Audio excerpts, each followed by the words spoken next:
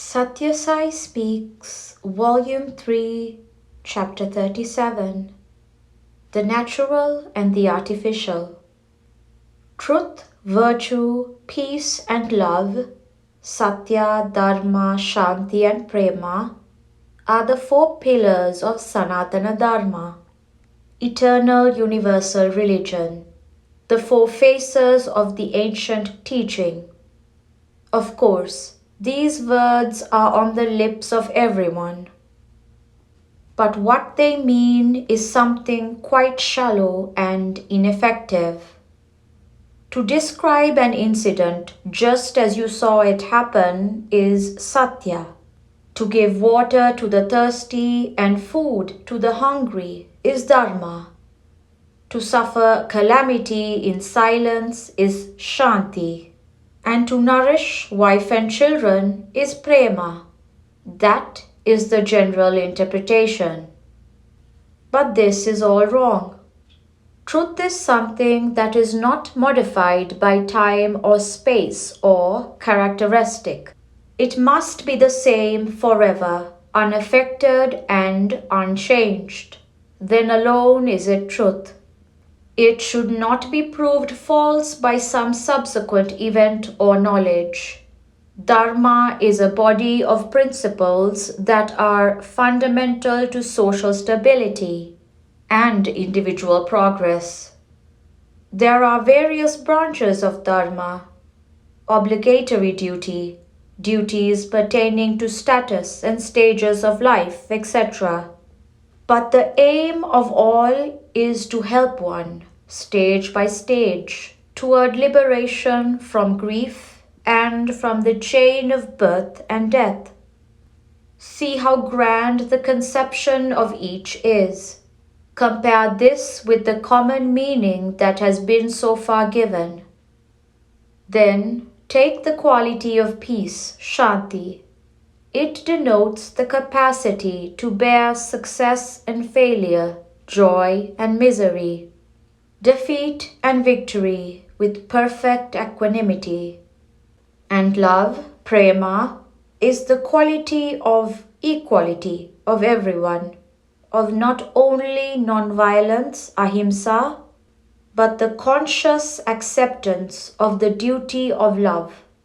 Because every being is a spark of divinity, as much of a spark as you yourself. All lies in the inspiration behind the act. The first step in spiritual training is to curb the power of desires, which prompts the senses to pursue objects. If the wish is for objective pleasure, it harms the individual. If for God, it is good. If a house is set on fire, it is incendiarism. If Hanuman sets fire to Lanka, it is justifiable retribution and a good lesson. If a bandit cuts off your hand, it is injury, himsa. If the doctor saves your life by amputating it, it is non-injury, ahimsa. Attachment to sense objects makes an act low. Attachment to God makes it sacrosanct. Daksha's ritual sacrifice, yagna, was converted into a battle because the Supreme Lord, Parameshvara, was not present. The Kurukshetra battle was transformed into a sacrifice because the Supreme Lord was present. Daksha scorned the Lord. Arjuna dedicated himself at the Lord's feet. That was the difference, and that is the explanation.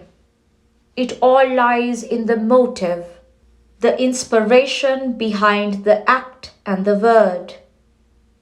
Devotion is not like lime pickle, to be used only when you have fever. It is one's daily substance, the vitamin one must have for physical and mental health.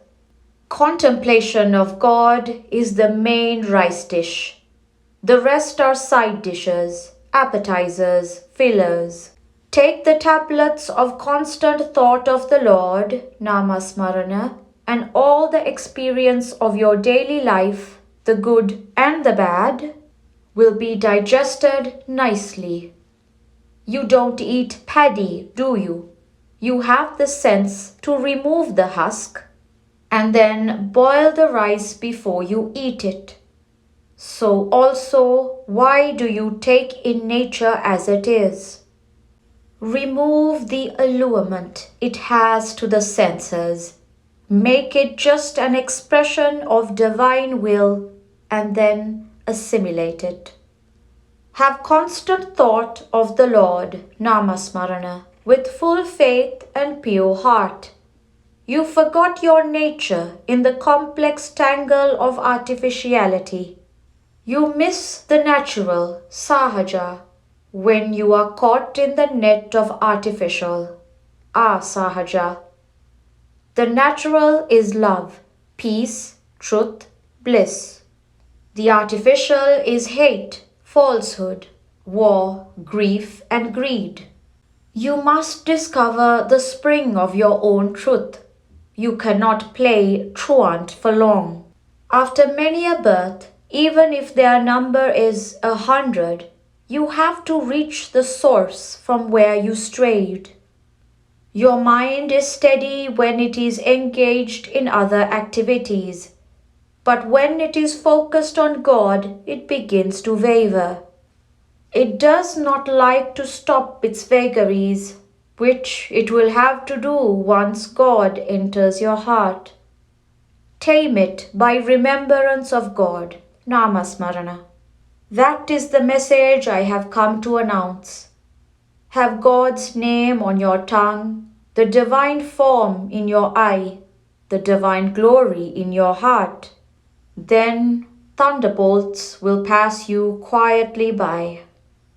Repeat the name of God, do Namasmarana, in some set manner, with full faith and pure heart. When the country is endangered, it is as bad as when the body is endangered.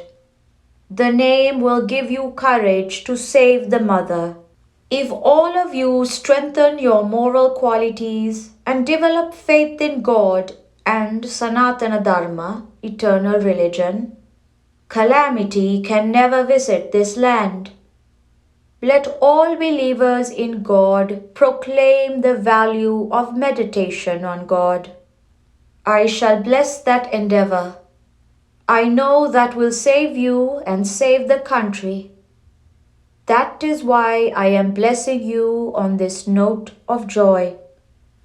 Sri Sailam, 1963, December 6th. The consequence of karma can be wiped out only through karma, as a thorn can be removed only by means of another. Do good karma to assuage the pain of the bad karma that you have done and from which you now suffer. The best and the simplest karma is repetition of the name of the Lord. Be ever engaged in it. It will keep out evil tendencies and wicked thoughts. It will help you radiate love all around you. Sathya Sai Baba.